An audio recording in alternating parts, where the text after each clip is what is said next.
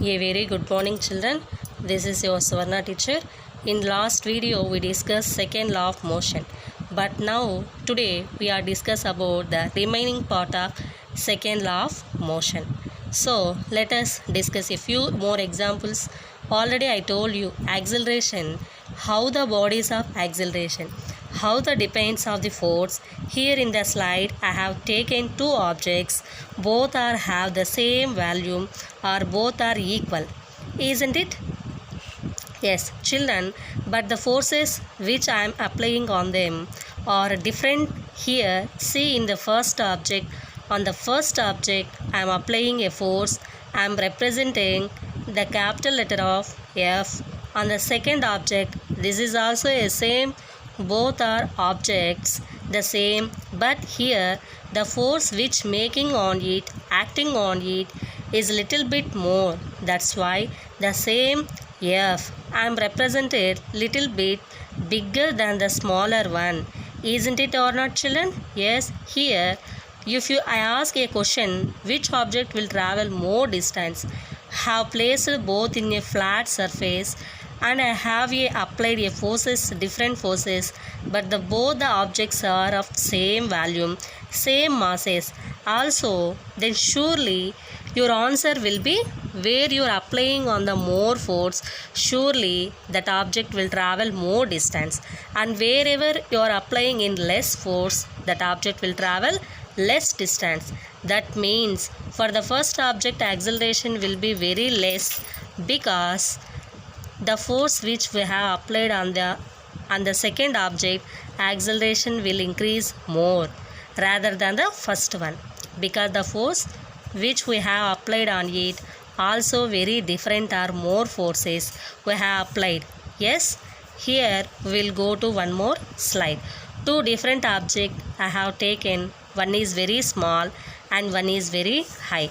That means both are having different masses, but in the previous example both are having the same mass. Now I will apply the same force on both objects. Then which one of these will be moving more distance? Surely the smaller one. Here the forces which we have on both objects is same, but the has mass is more. It cannot move more distance, has the same force. How much of force I am applying on the first object? The same force I am applying on the second object also. That's why it need more force for get more accelerated. Why? Because more mass it is having, but I have applied the same force. Surely the smaller object will travel more distance, isn't it or not, children? Yes. The larger the net force, the greater the acceleration. Surely how much of force you are applying on object depending upon that the acceleration of the body. That means speed of the body will depend upon, and also if the mass is less, the acceleration will be very high, and if the mass is more, acceleration will be very less. What the Newton's second law states that rate of change of momentum of an object is proportional to the net force acting on it. So the Newton's second law of motion states what? Rate of change of momentum of an object is proportional to the net force acting on it. So here based on this, that means rate already I have told in the previous chapter. Rate, if you are getting the meaning, is divided by the time. The rate of change, if you are feeling, the meaning is whatever you are telling there, that particular one divided by time. Then now symbolically represented this Newton's second law, we will see. Yes, Newton's second law given here a symbolic represented picture. See here, children, if you applied a more force on object, it accelerate at a higher rate, same mass. Here both masses are same, little bit force you have applied some force on this, then it have accelerated, the speed increases. Surely because you are accelerating in your giving the force. See the second picture, the objects are same, but more forces you are applying. surely the speed increases faster. That is difference, children. In the previous object, we don't have a person standing here. Simply I have show you with the two different examples of same block and different masses. This is clear picture showing you how the accelerate increases based on the force. Now this is the second law which I have told for you.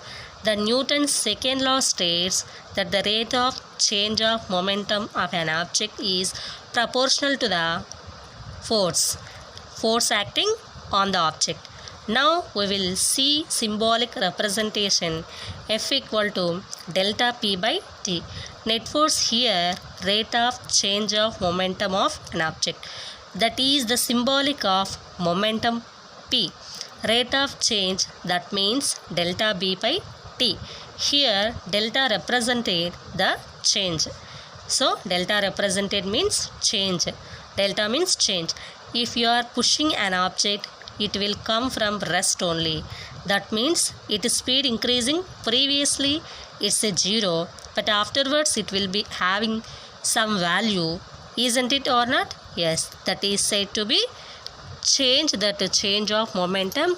Here clearly it have been see here, children. F is the force, will be represented the Newton, time with seconds, then momentum is Newton seconds, that is the units kg meter per seconds. Also you can represent our Newton seconds. Also we can represent, but already we know what is the mean by momentum. It's a product of mass and velocity. The same I have substitute in the place of P, I have substitute mv. Always the mass does not change. If you push an object or pull an object, mass does not change. Only the change you can see in the speed. Nothing but it's moving in this particular direction, its velocity. That's why the mass has a constant. I have taken out and change of velocity by the time, but already we know in the same previous classes, acceleration is the change of velocity. Rate of change of velocity is nothing but acceleration, which we have learnt in your lesson motion. Then delta V by T, change of velocity by time. Simply I have represented with the acceleration A. From this, F net means the force which is acting on an object will be always equal to the mass and acceleration, and this SI unit of force will kg meter per second square, or simply can tell it's 1 Newton mass kg. So F equal to ma. Acceleration means velocity by time. Velocity means meter per seconds, time meter per second square. Now we will be getting kg meter per second square, and simply we will be denoted with a letter N. Did you understand, children? This is the way how to derive the Newton's second law of motion. You have understood the today's topic. This is Newton's first law. Second law is very important, children. In your daily life, so many activities will be moving on based on these laws. Only that's why you read the textbook, whatever we have discussed today. Second law of motion discussed already in first law discussed. Textual reading is very important, children. Okay, I hope you all understood the lesson. Thank you.